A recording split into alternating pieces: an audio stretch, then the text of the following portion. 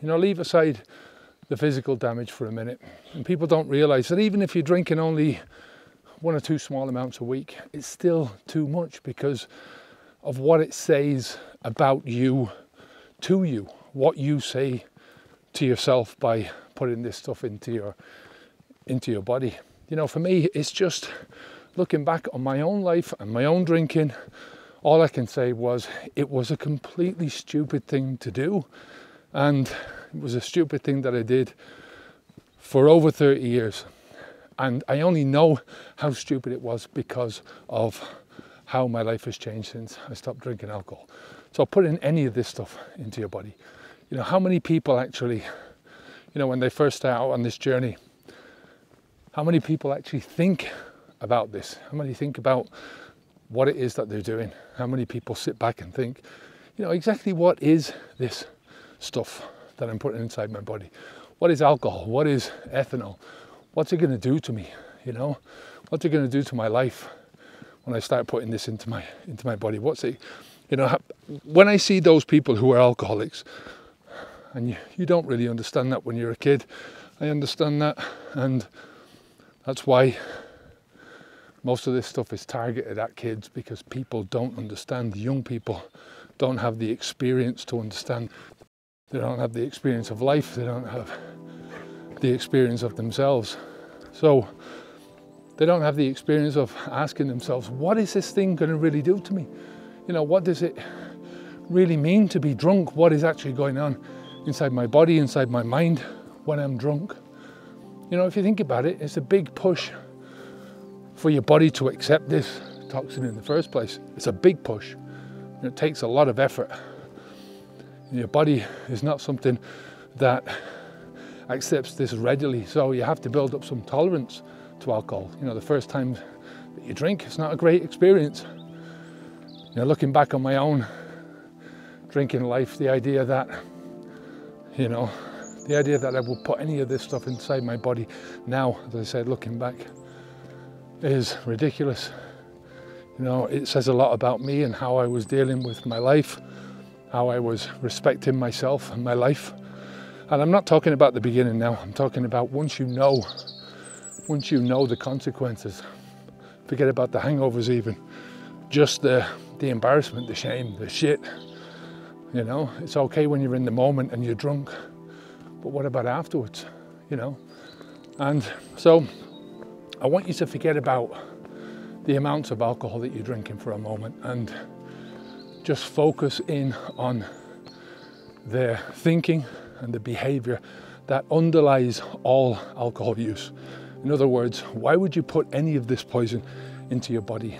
Seriously, ask yourself that question. Why would you put 1 drop of this stuff into your body?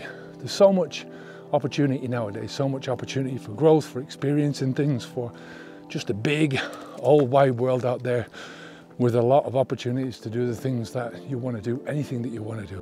Why put 1 drop of this stuff in?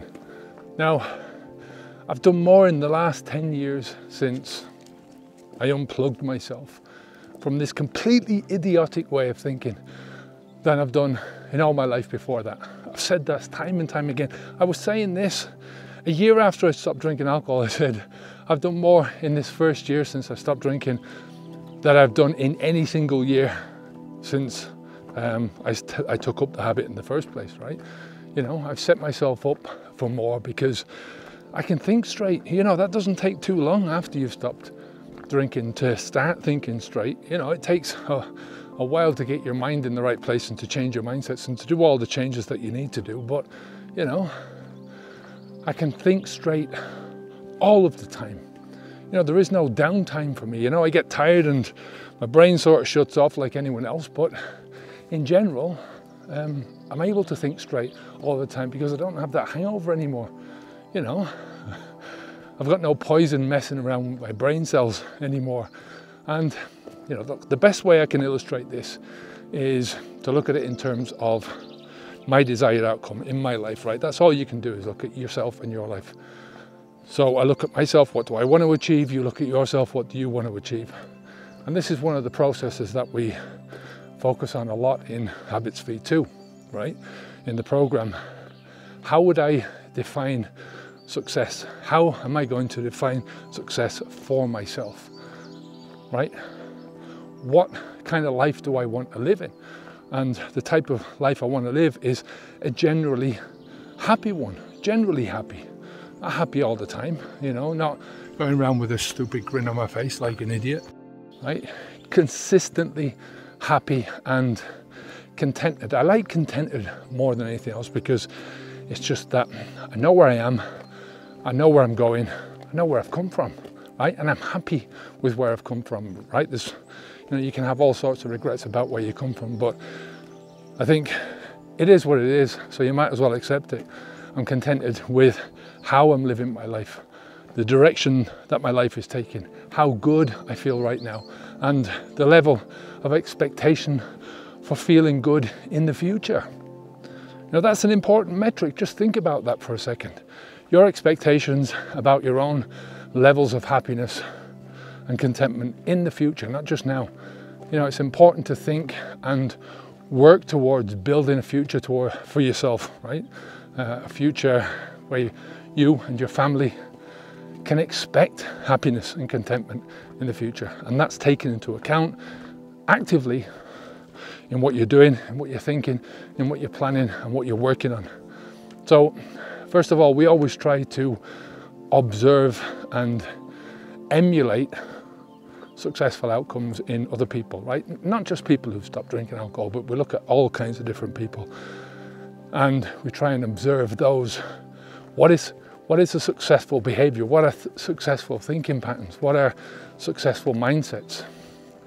And those who are successful in life, and I'll generally define what I mean by successful in a minute, but those who are successful in life have got that happiness and got that contentment as a matter of course. It's a matter of habit. They're habitually happy in life and habitually contented. And I love that. The second, we have to identify the behaviors and the strategies and the habits that have been proven to be effective in producing the outcomes that we want, right? The outcomes that we want, again, in our life. And that's what we focus our energies on.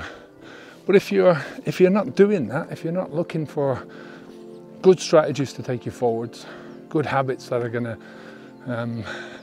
nail all this stuff in place, all the good stuff that you need, you're focusing your energies in the wrong place, or you're not focusing your energies in the place that's going to bring you the biggest benefit, right? So, you know, when you're thinking about drinking, the first thing you have to ask yourself is, how is putting any amount of this liquid into my body a successful behavior, right? It's likely to lead where?